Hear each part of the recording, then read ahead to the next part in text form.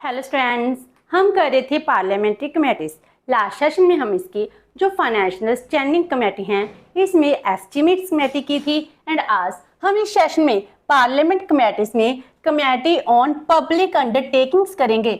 जो financial standing committee हैं जी 3 हैं, public accounts committee, estimates committee and third जो इम्पोर्टेंट है कमेटीज ऑन पब्लिक अंडरटेकिंग। तो जब पूरे फिनांस को वॉच करती हैं, एग्जामिन करती हैं, रिपोर्ट को देखती हैं, तो इनके डिफरेंट पर्पस होते हैं। तो जो पार्लियामेंट है, पार्लियामेंट जो गवर्नमेंट का बजट है, गवर्नमेंट का फाइनेंस है, इस पर कंट्रोल कैसे करती है, इन कमेटीज के थ्रू ही करती है। तो पहले हम करते हैं establishment of committee on public undertakings, जिसको हम शॉर्ट में COPU भी कह सकते हैं, पब्लिक अंडरटेकिंग्स। पब्लिक अंडरटेकिंग्स होते क्या हैं? जो गवर्नमेंट के बड़े बड़े कॉरपोरेशंस हैं, गवर्नमेंट के बिजनेस यूनिट हैं, उनको हम गवर्नमेंट को कहेंगे पब्लिक, एंड जो अंडरटेकिंग्स हैं, अंडरटेकिंग्स को हम बिजनेस यूनिट कहते हैं। तो गवर्नमेंट के जो बिजनेस यूनिट हैं हम उनको ही पब्लिक अंडरटेकिंग्स कह रहे हैं। तो पब्लिक अंडरटेकिंग्स बिजनेस यूनिट, क्योंकि हमारी इकोनॉमी मिक्स्ड इकोनॉमी है जिसमें पब्लिक सेक्टर भी है, प्राइवेट सेक्टर भी है, दोनों मिलकर ही काम करते हैं। तो जो इसकी इस्टेब्लिशमेंट है वो होती है 1964 में on the recommendations of the Krishna Menon committee. तो ये कमेटी रिकमेंड करती है क्योंकि जब हम इंडिपेंडेंट हुए थे उस टाइम हमने पूरी इकोनॉमी को प्राइवेटाइज नहीं किया था, हमने मिक्स्ड इकोनॉमी को अडॉप्ट किया था। एंड जब हमारा सेकंड 5 ईयर प्लान स्टार्ट होता है 1956 में, जिसमें हम इंडस्ट्रियल सेक्टर को बहुत इंपॉर्टेंस देते हैं। जो बेसिक यूनिट है इसका कंट्रोल किसके पास था? सरकार के पास था, गवर्नमेंट के पास था। जो चीज गवर्नमेंट की होती है हम उसको पब्लिक कहते हैं। तो जो गवर्नमेंट यूनिट थे, पब्लिक यूनिट थे, इनको कंट्रोल करने के लिए कृष्णा मेनन कमेटी है वो रिकमेंड करती है कि एक कमेटी होनी चाहिए जो गवर्नमेंट के पब्लिक अंडरटेकिंग्स हैं इनको एग्जामिन करेगी। तो जो पब्लिक अंडरटेकिंग्स है इसको हम कहते हैं पब्लिक सेक्टर अंडरटेकिंग्स। तो जो पब्लिक अंडरटेकिंग्स होते हैं इनको हम शॉर्ट में पाते हैं PSUS अंडरटेकिंग। तो पब्लिक सेक्टर अंडरटेकिंग्स, जिसको हम पब्लिक अंडरटेकिंग्स कह रहे हैं, बिजनेस यूनिट कह रहे हैं। इसकी कुछ एग्जांपल्स देख लेते हैं, जैसे दामोदर वैली कॉर्पोरेशन होगी, लाइफ इंश्योरेंस कॉर्पोरेशन होगी, फूड कॉर्पोरेशन ऑफ इंडिया होगी, national highway authority of India होगी, एयरपोर्ट अथॉरिटी ऑफ इंडिया होगी। इस तरह बहुत सी गवर्नमेंट की बड़े बड़े कॉर्पोरेशन हैं, यूनिट्स हैं, जिसको जो कमेटी हैं पूरी तरह से एग्जामिन करती हैं। तो हमारी कंट्री में नवरत्न, मिनी रत्न, बहुत सी ऐसी इंडस्ट्रीज हैं जो हर साल प्रॉफिट में जाती हैं, करोड़ों का प्रॉफिट होता है, एम्प्लॉयमेंट जनरेट करती हैं। तो इनकी जो रिपोर्ट है इनको भी देखना, एग्जामिन करना पार्लियामेंट की ड्यूटी बनती है। इसीलिए इस कमेटी को इस्टेब्लिश किया गया था। जो पब्लिक अंडरटेकिंग की कमेटी है इसकी कॉम्पोजिशन एंड टेन्योर कैसा है? तो इसकी कॉम्पोजिशन जब इसको इस्टेब्लिश किया गया था 1964 में, इस टाइम इसके 15 मेंबर्स थे। इसमें से 10 लोकसभा के थे और 5 राज्यसभा के थे। लेकिन 1974 में इसके मेंबर्स इंक्रीज कर दिए गए हैं, 22 मेंबर्स हो गए हैं, जिसमें 15 लोकसभा के हैं और 7 राज्यसभा के हैं। तो लोकसभा एंड राज्यसभा दोनों के मेंबर इस कमेटी में आ जाते हैं। तो जो इसके मेंबर्स हैं वो इलेक्ट कैसे किए जाते हैं?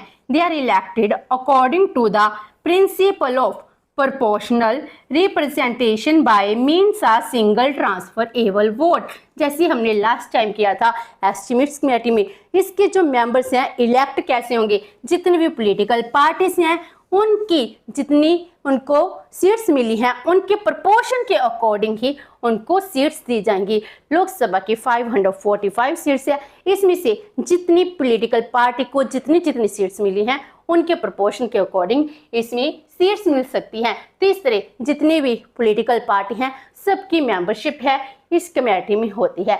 तो जो इसका टेन्योर है वो भी 1 ईयर ही है। तो इसमें सेम प्रोविजन है कि जो भी मिनिस्टर है, no minister can not be elected as a member of the committee.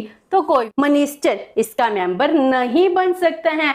अगर मान लो कोई मेंबर है वो मिनिस्टर अपॉइंट हो जाता है, जिस दिन वो मिनिस्टर अपॉइंट होगा उस दिन से उसकी इस कमेटी में मेंबरशिप खत्म हो जाती है। और जो इसका चेयरपर्सन होते हैं that is appointed by the speaker of Lok Sabha, Lok Sabha के स्पीकर के द्वारा ही अपॉइंट किया जाता है। तो चेयरपर्सन है, कभी भी राज्यसभा से नहीं हो सकता है। तो ये होगी composition and tenure of committee on public undertakings. और इसके बाद करते हैं इसका मेन ऑब्जेक्टिव क्या है, इस कमेटी को इस्टेब्लिश क्यों किया गया था। तो इसका मेन काम क्या था, एग्जामिन करना। क्या एग्जामिन करना, reports and accounts of the public sector undertakings, जितने भी पब्लिक सेक्टर अंडरटेकिंग्स हैं इनकी रिपोर्ट्स को देखना, अकाउंट्स को देखना कि जो अच्छे से एफिशिएंटली काम कर रही हैं जो नहीं कर रही हैं। तो इनके लिए जो अपनी रिपोर्ट भी तैयार करती हैं, इनको देखती भी हैं। तो ये कमेटी का मेन पर्पस बन जाता है। तो जो पब्लिक सेक्टर की अंडरटेकिंग्स की कमेटी है इसके फंक्शन क्या है, तो इसकी मेनली 2 ही फंक्शंस है। पहले एग्जामिन करना, दूसरा अदर फंक्शंस। तो एग्जामिन क्या करती है, reports and accounts of public undertakings, जितने भी पब्लिक अंडरटेकिंग्स हैं उनकी रिपोर्ट को, उनके अकाउंट्स को इन्होंने वॉच करना है, एग्जामिन करना है। जो हमारा कंट्रोलर एंड ऑडिटर जनरल है, कैग है, कैग की अपनी जो रिपोर्ट होती है उसमें से कैग है पब्लिक सेक्टर अंडरटेकिंग्स हैं, इस पर भी रिपोर्ट तैयार करता है। तो जो कैग की पब्लिक सेक्टर अंडरटेकिंग से ऊपर रिपोर्ट है उसको एग्जामिन कौन करती है, यही कमेटी करती है।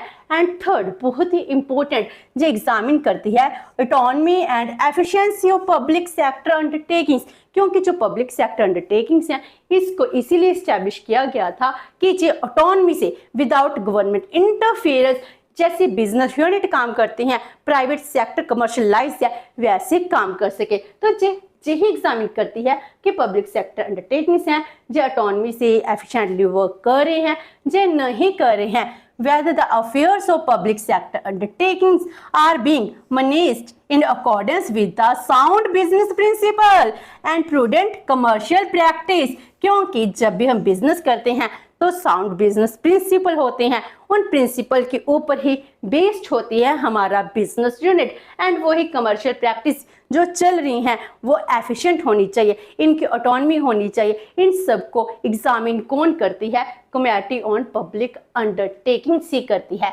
एंड अदर फंक्शंस क्या है, जी अदर फंक्शंस भी एक्सरसाइज करती है which are vested in public account committees and estimates committee in relation to public sector undertakings which are allotted to it by the speaker from time to time।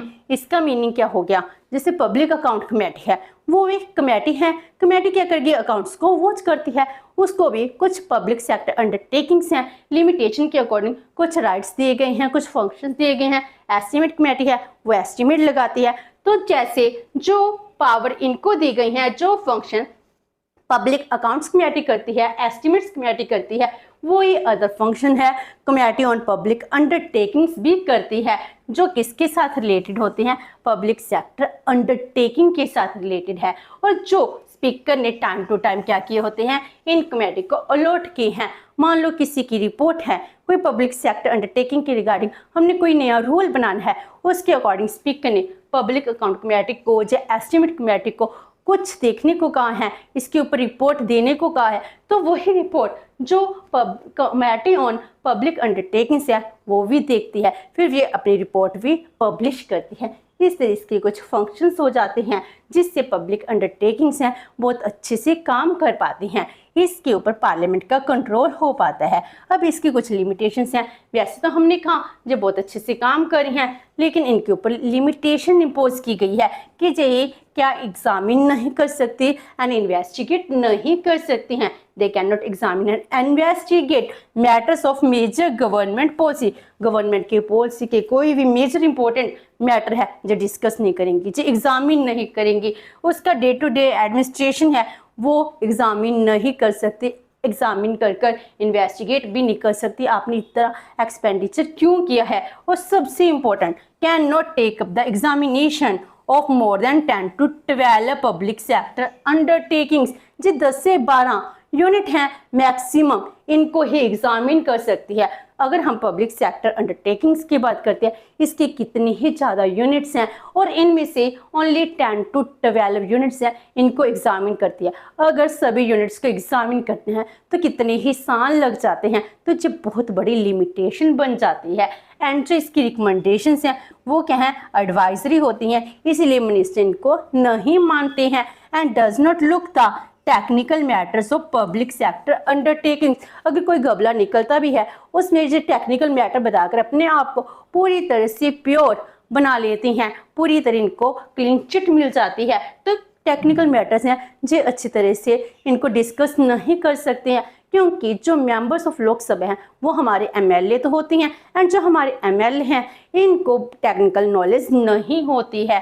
And इनके जो work nature है postmortem है, क्योंकि इनकी report पहले काम हो चुका उसके बाद रिपोर्ट को जी देखती हैं, इसीलिए इसकी जो प्रैक्टिकल इंपॉर्टेंस है थोड़ी सी कम हो जाती है। तो इसकी लिमिटेशंस के बाद भी हम ये कह सकते हैं, अगर हमने इसको इस्टेब्लिश किया है तो पार्लियामेंट का पब्लिक अंडरटेकिंग के ऊपर बहुत ही ज़्यादा कंट्रोल होता है। तो इसने बहुत कुछ अचीव भी किया है। जब से ये इस्टेब्लिश हुई है अब तक इसने 664 रिपोर्ट्स हैं पब्लिक सेक्टर अंडरटेकिंग्स हैं उनके ऊपर पब्लिश की हैं। तो इनकी बहुत इंपॉर्टेंट कंट्रीब्यूशन हो जाती है। जब ये अपनी रिपोर्ट देती हैं तो लोकसभा में, राज्यसभा में एंड आम जनता को भी पता चल जाता है कि पब्लिक सेक्टर है कैसा काम कर रहा है। तो इसलिए इसकी बहुत ही ज़्यादा इम्पोर्टेंट हो जाती है।